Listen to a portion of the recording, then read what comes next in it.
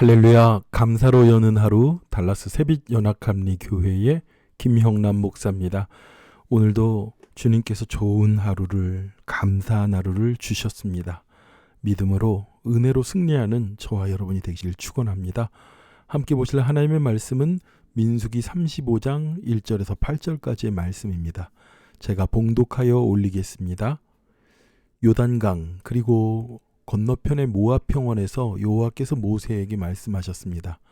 이스라엘 백성들에게 명령해 이스라엘 자손들이 갖게 될 유산에서 레위 사람들이 살 성을 떼어 주도록 하여라. 또한 그들에게 그 성들 주변의 목초지들도 주게 하여라. 그러면 그 성읍들이 그들이 들어가는 살 곳이 될 것이요. 또한 그 목초지들은 그들이 소유한 가축들이나 기타 짐승들을 위한 목초지가 될 것이다. 너희가 레위 사람들에게 줄 성들의 목초지들은 성벽으로부터 사방 200규빗이다.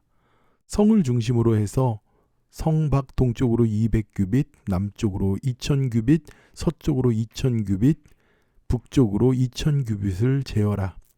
그만큼이 성의 목초지가 될 것이다. 너희가 레위 사람들에게 주는 성들 가운데 6개는 도피성이 될 것이다. 사람을 죽인 사람이 그곳으로 도망칠 수 있게 허락하여라. 여기에 42개의 성을 더 그들에게 주도록 하여라. 그러므로 레위 사람들에게 주는 성은 모두 48개다. 성과 그 주변 목초지를 함께 주어야 한다. 이스라엘 자손들의 소유 가운데 너희가 주는 성은 소유가 많은 지파에서는 많이 주고 소유가 적은 지파에서는 적게 주도록 하여라.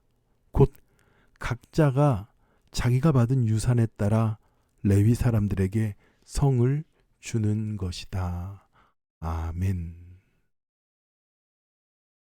오늘 35장 1절에서 8절까지의 말씀은 레위 사람들에게 주어질 땅에 대한 내용들이 나옵니다. 6절에 보면 도피성 6개와 그리고 42개의 성읍으로 총 48개의 성읍을 주도록 말씀하고 있지요. 레위 지파 외에 11지파가 각자가 받을 땅이 정해져 있었던 반면에 레위 지파는 땅이 없었습니다. 모든 분배에 레위 지파는 땅이 없고 흩어져서 그 11지파가 사는 곳에 흩어져서 살게 된 것이죠. 레위가 왜 이런 일을 겪게 되었을까? 땅을 불려받지 못하는 이러한 일을 겪게 되었을까? 창세기 49장으로 가면요. 바로 야곱의 저주가 그 원인입니다. 레위는 여동생 디나가 세겜에서 성폭행 당한 일로 인해서 시므온과 함께 복수를 하죠. 그래서 그 모든 세겜족의 남자들을 죽여버립니다. 그로 인해서 야곱의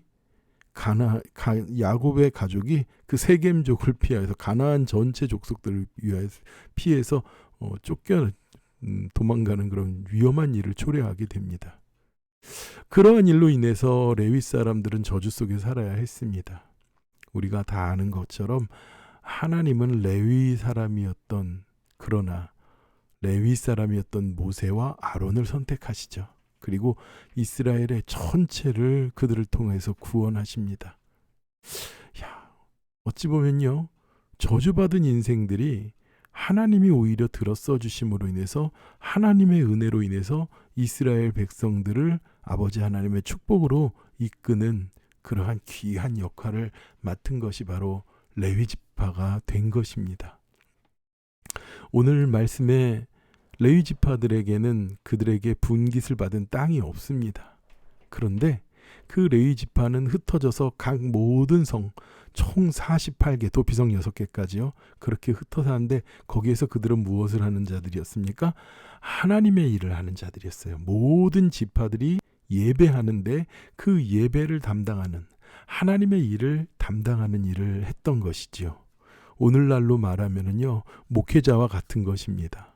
또 오늘날로 말하면은요, 교회에서 열심히 섬기고 봉사하는 자들, 그 중에서도 아마도 전도사님이나 목사님이나 이렇게 목회자가 레위의 일을 한다고 말할 수 있습니다.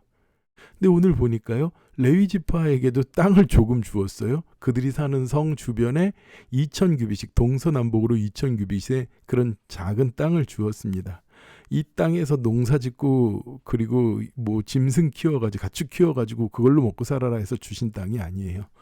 레위의 감당해야 되는 일들은 온전히 아버지 하나님의 일을 하는 것입니다. 그들은, 레위 지파는요, 자신들이 먹고 살기 위해서 뭐 농사를 짓거나 아니면은 가축을 키우거나 이러는 것이 아니라 그들의 일은 하나님의 종으로서 하나님의 일을 봉사하는 것이었어요. 성막과 성전에서 봉사하는 것이 그들의 일이었습니다. 그래서 그 11지파는 그 모든 흩어져 사는 레위인들, 그 지파, 그들에게 하나님의 일을 감당하는 그들에게 먹을 것을 갖다 주고, 그들에게 하나님의 일을, 그들이 받는 모든 11조의 예물과 그런 것들을 레위에게 주어서 레위가 살게 했고, 그들이 바쳐진 드려진 가축이라든지 그런 곡식을 거기에 두고 그리고 두기 위해서 준 것이 바로 그 오늘 2,000규빗씩 준 레위인에게 준 목초지가 되는 것이죠.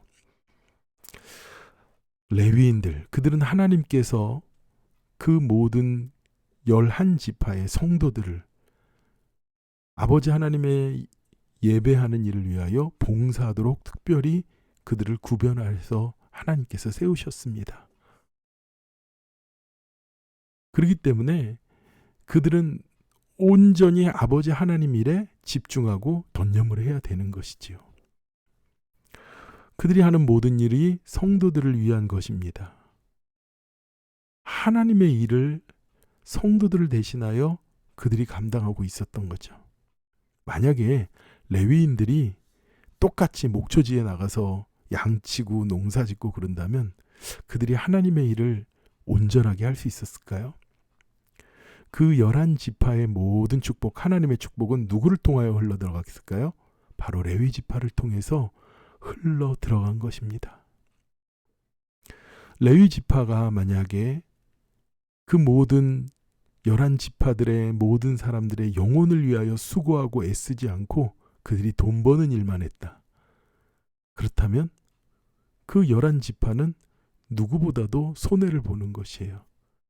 11지파를 위해서 아버지 하나님의 축복의 통로가 되어서 예배하게 하고 온전히 영적인 일을 위하여서 힘써야 되는 그들이 자신들이 먹고 사는 일에 전념하면 안 되니, 그만큼 11지파에게는, 그리고 그 성도들에게는 손해가 큰 것이죠. 사도 바울 목사님이 고린도전서 9장 13절과 14절에 이렇게 말합니다. 성전에서 일하는 이들은 성전에서 나는 것을 먹을 것이고, 제단을 모시는 이들은 제단과 함께 나누는 것을 너희가 알지 못하느냐? 이와 같이 주께서도 복음 전하는 자들이 복음으로 말미암아 살리라고 명하셨느니라. 무엇입니까? 복음 전하는 자들은 복음으로 말미암아 살아야 된다는 거예요. 누구나 다 예수 그리스도의 복음으로 살아있죠. 그것이 아니라요, 이 말씀을 전하는 자들이 온전히 복음을 전하기 위하여, 물론 사도 바울 목사님도 텐트 메이커였죠. 그러나 복음을 전하고 말씀을 전할 때에는 그 모든 사역, 그 초대교회의 모든 성도들이 영적인 일에 수고하고 축복의 통로가 되는 목회자를 도와야 됐습니다. 나를 위해 수고하는 레위인들, 그 모든 좋은 것을 함께 나누며 함께 공유하며 하게 하였던 것이에요. 오늘 읽었던 8절에 이런 말씀이 나옵니다. 이스라엘 자손들의 소유 가운데 너희가 주는 성은 소유가 많은 지파에서는 많이 주고 적은 지파에서는 적게 주도록 하라. 그죠? 뭐 꼭 어떤 기준을 막 딱 적어지고 그만큼 소유가 적은 지파에서도 억지로 막 드리고 나누게 하는 것이 아니라 그들의 소득에 따라서 그들이 섬기도록 그렇게 하나님께서 말씀을 주신 거예요. 여러분, 하나님께서는 이 레위인들을 통하여 어떤 일을 하기 뒤에 그렇게까지 그들이 함께 나누도록 하게 했습니까? 하나님의 백성들의 하나님의 말씀을 가리키고, 하나님의 백성들이 속죄를 위해 하나님께 대신 제사를 드리게 하고, 그 백성들을 위해 하나님께 축복을 구하는 일을 했었던 자들이기 때문에 그런 것이죠.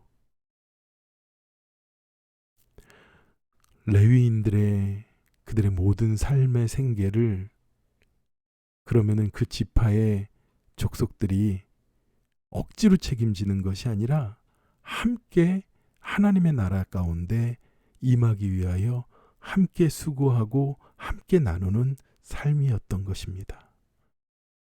오늘날 영적 이스라엘의 민족인 우리들, 아버지 하나님의 백성들, 성도들이 영적인 생활을 위해 헌신하고 있는 교회의 지도자들도 마찬가지입니다.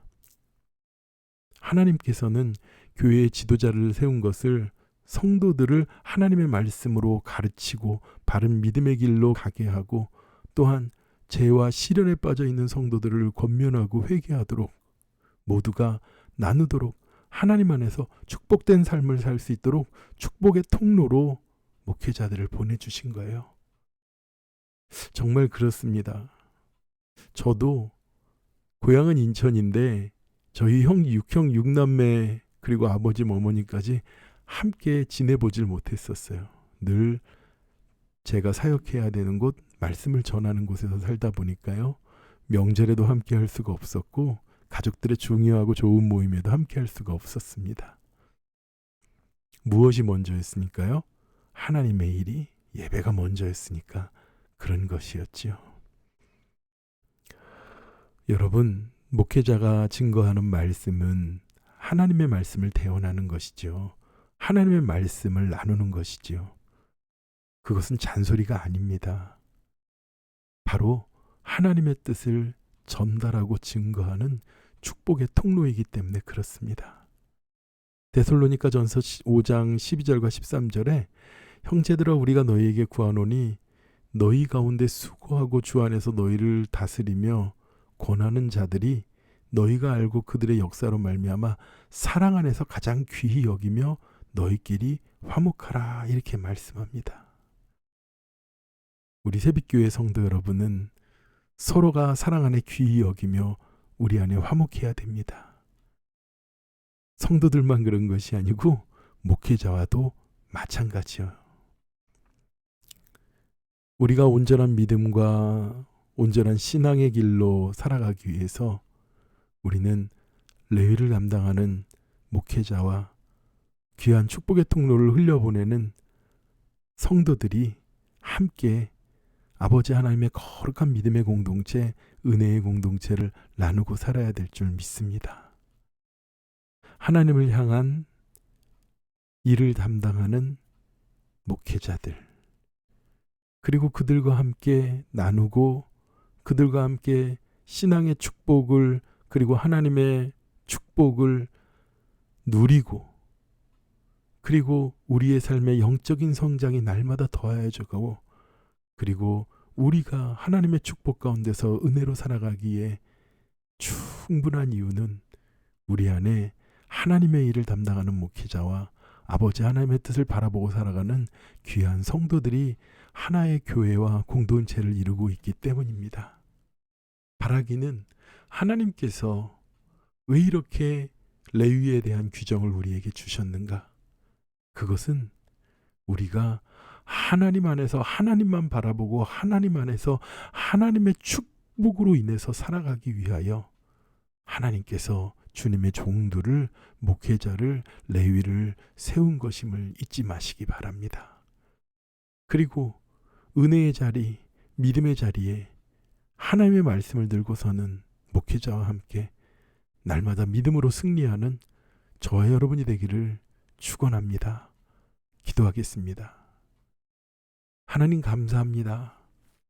우리 새빛교회가 숫자는 작은 교회지만 하나님 함께 나누며 함께 주님을 바라보며 그리고 주님의 은혜를 나누는 축복의 통로로 세워진 귀한 전도사님과 목사님들이 함께 섬기게 하여 주시니 감사합니다. 하나님께서 아버지 하나님의 일을 감당하는 귀한 레위의 직분을 우리에게 주셔서 하나님 오늘도 우리는 타국의 땅에 그리고 가족과 함께 있지 않지만 주님의 말씀과 주님의 은혜를 붙잡고 우리 성도들과 함께 믿음의 일을 감당하게 하시니 감사합니다. 하나님, 우리 믿음의 공동체 새빛교회가 주님의 은혜로 더욱더 강건히 서도록 축복하여 주시옵소서. 우리 성도들의 삶이 부흥하도록 축복하여 주시옵소서. 모든 은혜를 감사드리며 예수님의 거룩하신 이름으로 기도드렸사옵나이다. 아멘. 믿음으로 하나 되고 사랑으로 나눔이 넘치는 우리 교회가 되기를 간절히 기도해 주시기 바랍니다. 기도하겠습니다.